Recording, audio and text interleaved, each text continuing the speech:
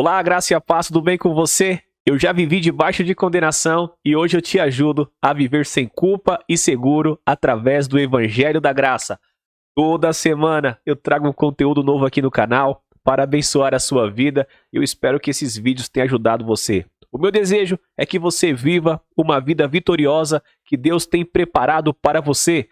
Não é o plano de Deus que você viva uma vida de derrota, miséria, doença e relacionamentos destruídos, hábitos destrutivos. Não é esse plano que Deus tem para você. Você é destinado a reinar em vida. Se você é novo aqui no canal, eu recomendo fortemente que você compartilhe com o máximo de pessoas possível. E também não se esqueça de enviar o seu testemunho à medida que as coisas forem acontecendo em sua vida.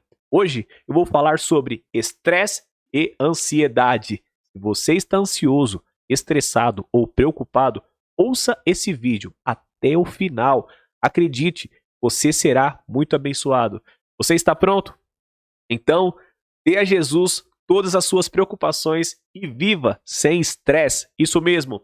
Temos em um tempo muito corrido. Em um momento você diz Feliz Ano Novo e depois de um tempo já é Natal. Então, você precisa pegar as decorações de Natal de novo e a impressão que você tem é que guardou essas coisas alguns dias atrás, exatamente alguns dias. Parece que o tempo está acelerado. Você concorda comigo? E com isso vem então o ritmo acelerado, que causa muito estresse. E agora, por incrível que pareça, muitos estudos provam que o estresse crônico pode levar à depressão, atos destrutivos, problemas cardíacos e outros problemas físicos. Exatamente. Não é o plano de Deus que você viva estressado. Ele não quer isso para você de forma alguma. Mas olha, o diabo sempre vai falar para você: como? Como você pode viver assim? Você está sendo irresponsável. Ele nos colocou essa ideia de quando nos preocupamos com alguém é porque nos importamos. Quando você se preocupa com algo é porque você se importa com aquilo. Quando na verdade, uma das coisas mais poderosas que você pode fazer diante do Senhor é entregar tudo a Ele, meu irmão. Você já percebeu que a primeira área da redenção que o Senhor conquistou para nós começou lá no jardim? Quando o seu sofrimento começou, certo? E o que ele fez ali? O que Jesus estava fazendo? Ele orava, meu irmão. E a Bíblia nos diz claramente que ele suou sangue só de pensar que ele se tornaria pecado na cruz. E nós não entendemos isso porque somos pessoas que vivemos com o pecado nossa vida toda. Não podemos imaginar a natureza santa do Senhor, imaculado, o Filho que amava o Pai, só de pensar que ele se tornaria pecado na cruz, o fez suar sangue. Isso é chamado de hematitrose. Hematitrose acontece quando o seu corpo está debaixo de muito estresse. De forma resumida, hematitrose é um sangramento que ocorre quando pequenos vasos sanguíneos eles se rompem. Vasos capilares se rompem e o sangue ele se mistura com o suor. Jesus, então, quando pensou sobre o fato que se tornaria pecado por nós, o fez suar sangue. Agora, imagine quando ele se tornou pecado, ou melhor, como ele nos amou. Hoje eu e você somos a justiça de Deus em Cristo, porque ele tomou o nosso lugar na cruz. Na cruz, a Bíblia diz: Deus o fez pecado por nós, meu irmão. Ele não pecou, mas para que nós fôssemos feitos justiça de Deus nele. Nós que não conhecemos a justiça, agora somos a justiça de Deus em Cristo. Ele não merecia se tornar pecado, nós não merecemos ser justos, mas ele se tornou pecado. Eu e você nos tornamos a justiça de Deus em Cristo. Aleluia! Quando ele se tornou pecado na cruz, todo o julgamento de Deus, a maldição, a condenação caíram sobre ele. Agora somos a justiça de Deus em Cristo. Todo o favor, a bondade, as bênçãos de Deus caem sobre nós. Ele mereceu o que nós merecíamos. para que recebamos o que ele merece. Isso não é poderoso? Isso é a graça, isso é o favor de Deus, o favor imerecido. A lei foi dada por Moisés, a graça e a verdade vieram por Jesus Cristo. A graça e a verdade vieram por Jesus Cristo, meu irmão. A lei foi dada à distância por Deus, sabe? Olha, a verdade, ela está do lado da graça. Do lado da graça. É a verdade que nos liberta, a verdade da graça.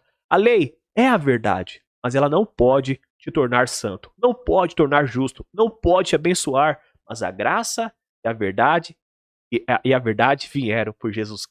Tudo mudou. Debaixo da lei, Deus exigia justiça do homem. Sobre a graça, Deus dá a justiça como um dom. Quando Deus deu a lei, o povo judeu nos fala que foi o primeiro Pentecoste. Daquela primeira Páscoa, você conta 50 dias e estavam no Monte Sinai. Deus deu a lei e 3.000 pessoas morreram ao pé da montanha.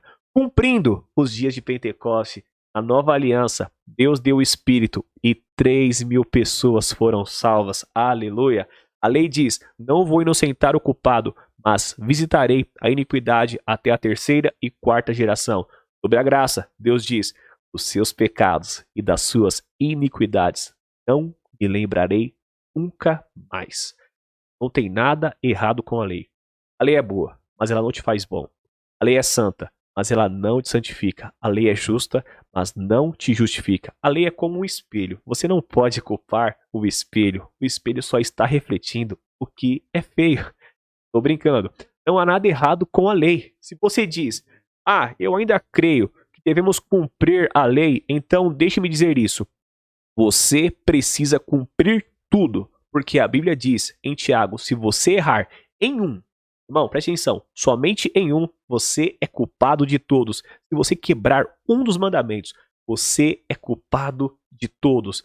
Da mesma forma, você fizer uma coisa certa, irmão, é uma coisa certa, crer no Senhor Jesus Cristo, você é justificado para sempre. Olha, eu me alegro que estamos na nova aliança da graça. Em Romanos 6,14 diz, porque o pecado não terá domínio sobre vós, pois não estáis debaixo da lei, sim da graça.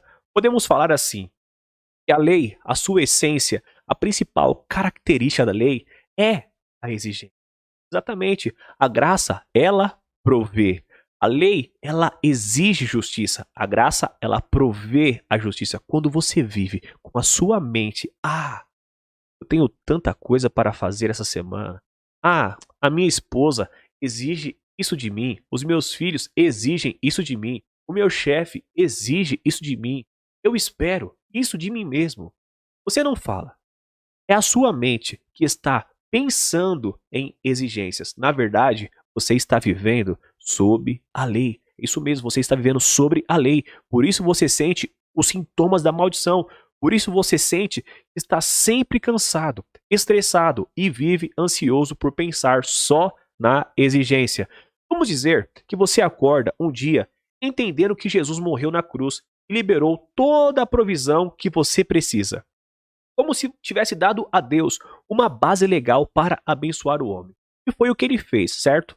E hoje sobre a graça, você acorda e diz, a provisão está chegando. Você pensa assim, eu estou sobre a graça, eu preciso de algo. Sim, o prazo está chegando, mas quando chegar a hora, a provisão também vai chegar, exatamente. Agora mesmo eu tenho a provisão de sabedoria para lidar com os meus filhos, com o meu cônjuge. Eu tenho a provisão necessária para cada área da minha vida, meu irmão. Olha, não se preocupe com o amanhã, porque quando o amanhã chegar, a provisão também vai estar lá. Então você vive pensando no quê? Na provisão, não pensando mais na exigência. É assim que você vive debaixo da graça. Isso não é maravilhoso? Fique comigo e vamos voltando lá no jardim. Naquele dia, ele suou sangue. Há uma atualidade redentora no sangue de Jesus. Adão, ele foi o representante de toda a raça humana. E o que ele fez afetou todos nós. Deus, ele enviou Jesus para ser o representante da nova raça humana. No jardim, quando Adão pecou, Deus falou para ele, do suor do rosto comerá pão. Para a mulher, conceberá filho, e com dor. Vocês lembram disso? A maldição não é gerar filhos, a maldição não é trabalhar. O homem, ele já trabalhava antes da maldição, sabe? Antes da maldição chegar, o homem já cuidava do jardim, certo? Você vai suar para comer o pão, vai suar para ter coisas boas da vida. O que aconteceu no jardim? Foi concluído, graças a Deus, em outro jardim. Jesus suou sangue, e quando ele fez isso, por causa da qualidade redentora do seu sangue, ele remiu a todos nós da maldição do suar. Aleluia! Ali foi o começo do seu sofrimento. Quando trabalhamos, ele descansa. Quando descansamos, ele trabalha. Você foi redimido da maldição do suar. Oh, aleluia! E quando ele orava, a Bíblia diz que o seu sangue caiu na terra. A terra tinha sido amaldiçoada. Deus disse que de hoje em diante a terra produzirá espinhos. Agora veja a riqueza do evangelho em ação. Por causa do sangue remidor do Senhor que tocou no chão, a terra por onde você caminha hoje é terra santa, terra abençoada, terra favorável, terra remida. Por onde você for, você é abençoado. Aleluia! Você é uma bênção para os seus amigos, para a família. Jesus disse: vinde a mim e eu darei descanso. Vamos dar uma olhada em Hebreus 4:1 que diz: temamos, portanto, que sendo nos deixada a promessa de entrar no descanso de Deus, suceda parecer que alguns de vós tenha falhado. Olha, irmãos, isso é impressionante. A única coisa a temer é temer por não entrar no descanso. A única luta é lutar para não lutar. É o bom combate da fé. E sabe o que é? Descansar. Quando o diabo falar, você não vai lutar, você pode falar para ele assim: você é um derrotado. Você é um derrotado. O que é isso, Marcos? Deixamos o Senhor agora cuidar de todas as coisas? Como assim? Sim, você está certo. Vamos dar uma olhada em 1 Pedro 8 rapidamente. Tá?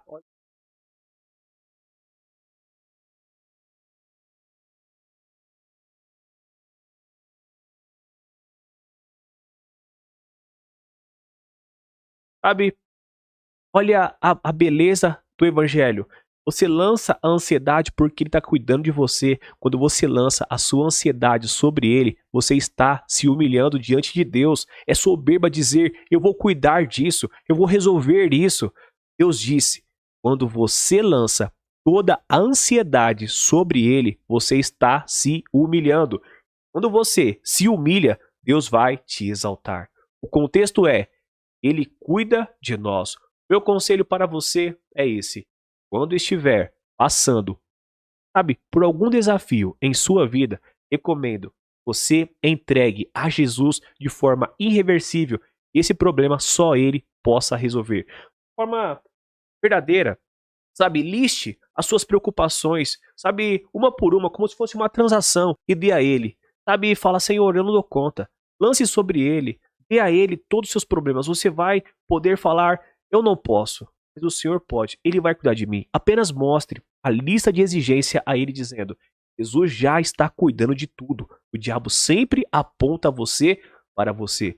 Olha, porque o foco da lei sempre dá poder ao diabo, que é o acusador dos irmãos. Se você fica focado em você mesmo, olhando para você mesmo, logo será tomado por uma consciência de reprovação. Logo você estará ocupado, sabe, ocupando seus pensamentos com exigências. Ou, sabe, quanto você errou em dizer isso: eu sou um cristão, como que eu posso ter esse pensamento? Em Êxodo 28 diz: o sacerdote, ele usava uma faixa em sua testa, né? Aqui é escrito santidade ao Senhor. E você sabe o motivo? Para que o povo de Israel seja aceitável diante do Senhor. Deus não aceitava o povo baseado nos seus pensamentos, no pensamento deles, mas baseado nos pensamentos do sumo sacerdote. Exatamente, tal qual ele é. Nós somos esse mundo. Ele está debaixo de favor, nós também estamos. Você também está nesse mundo. Deus quer o seu foco nele, exatamente, apenas nele. Deus não está focado em você no sentido de olhar o seu comportamento, mas ele foca no seu representante, o novo homem. o novo homem, o novo representante da raça humana, o Senhor Jesus Cristo. Aleluia. Eu estou bem empolgado, amém, irmãos? Se ele é bom, Deus também vai ver você ali como um homem bom, exatamente assim. É isso que você tem que pensar, dessa forma, amém? Não há nenhuma condenação, porque se ele não fosse aceito diante do Senhor, você também não seria, mas como ele foi, nós somos aceitos. E eu quero falar para você, irmão, descansa nessa obra consumada. Posição nós temos que ter no Senhor é a posição. O Senhor já nos aceitou, nós já somos aceitos nele. Mas é pelo meu comportamento? Evidente que não, é pelo comportamento de Cristo. Aleluia. Você está contente com isso? Com essas boas novas? E você sabe que Israel havia ali, né, o representante. Então, o sacerdote, ele representava o povo para com Deus. Ou seja, Cristo hoje, ele é o nosso sumo, né, sacerdote, o nosso representante. Ou seja, nós temos que ter essa clareza, nós temos que ter essa revelação. Amém? Então eu quero que você tenha isso no seu coração. Quero que você viva essa verdade do Evangelho para que você ande em vitória, para que você desfrute de uma vida plena, de uma vida abundante. Exatamente isso. Fico contente que cada vídeo tenha falado aí no seu coração. Fico contente que você esteja mergulhando mais profundo aí no Evangelho da Graça. Essas mensagens, elas estão fazendo sentido para você cada vez mais. Meu coração, meu desejo, na verdade, é que você desfrute de cada verdade bíblica, de cada promessa bíblica que Deus tem preparado para você nesses dias, para a sua família. Amém? E um bom representante, um bom exemplo é Davi. Quando Davi, ele venceu Golias, então ele corta a cabeça de Golias e leva a cabeça de Golias até Jerusalém. E por que ele fez isso? Em um artigo, um rabino falou que Davi ele levou a cabeça de Golias para um monte chamado Gal Golias, que significa a caveira de Golias. E mais tarde foi chamado o lugar da caveira, aonde o grande filho de Davi morreria por nós, vencendo um gigante ainda maior, onde o Senhor está nos dizendo, lance a sua ansiedade, porque a vitória já foi dada. E aí eu queria encerrar lendo 1 Pedro. Vigilante, o diabo, vosso adversário, anda em derredor como um leão que ruge procurando alguém para devorar. Observe que ele está procurando, ou seja, ele procura pessoas ansiosas que estão estressadas. Ouça isso, o diabo não pode derrotar um crente que vive em paz. Ele não aguenta isso, meu irmão. Ele vai atrás de quem está ansioso. Veja que ele busca a quem possa tragar. Quer dizer que algumas pessoas são intragáveis. Ou seja, são esses, Marcos, são os que têm lançado as suas ansiedades sobre o Senhor. Depois que você lança sobre ele as suas ansiedades, não pegue de volta. Esse é o meu conselho, deixe com ele. Por isso eu disse, escreve em algum lugar, escreve mesmo. O diabo virá e falará, o que você vai fazer com esse problema? O prazo está chegando, você tem aquele dinheiro? O que você vai fazer? O diabo vai vir sempre assim, você precisa ser responsável. O que você vai fazer com isso? Sempre com condenação. E você diz, eu não sei, mas ele sabe. Ele sabe. Quando você entrega tudo, você honra ao Senhor, não pegando de volta. E diga a Ele, quando você for tentado a preocupar ou a se estressar, diga, Senhor, já te dei isso.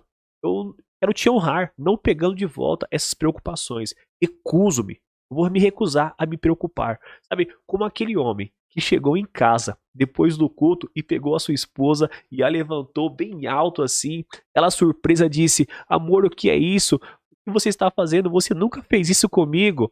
E foi a palavra que você ouviu de amor no culto. Ele disse, amor, o pastor falou para que nós levantássemos nossos problemas ao alto, ao Senhor. Eu estou te levantando. Sabe, isso é engraçado, mas na verdade tem pontos de verdade nisso. E deixa a graça fluir na sua vida, meu irmão. Deixa o Senhor fazer na sua vida, Ele tem prazer em efetuar milagres na sua vida para que Ele seja honrado aí. Então, envolva Ele em cada questão, em cada dificuldade, em cada estresse, em cada situação de adversidade, porque o Senhor tem prazer em abençoar você. Eu espero, do fundo do meu coração, que essa mensagem tenha feito sentido para você. Estamos melhorando as coisas por aqui, à medida do possível, para trazer cada vez mais conteúdo sobre a graça, trazer cada vez mais mensagens que vão fortalecer o seu coração, o seu espírito e te aproximar cada vez mais da pessoa de Jesus. Quero abençoar a sua vida, declarar que você vai viver debaixo de descanso, debaixo de paz. Você não precisa andar ansioso, você não precisa andar ansiosa. Você não precisa tentar mudar o seu marido, mudar os seus filhos, mudar a sua empresa. Permita-se que o Senhor mude cada área da sua vida para que Ele tenha a primazia, tenha a glória, tenha a honra e você possa falar para todos: quem fez isso foi o Senhor. Amém? Deus abençoe você, você é grandemente abençoado. E fique conosco. Compartilhe dos testemunhos, compartilhe daquilo que Deus tem feito na sua vida. Aleluia, isso é empolgante.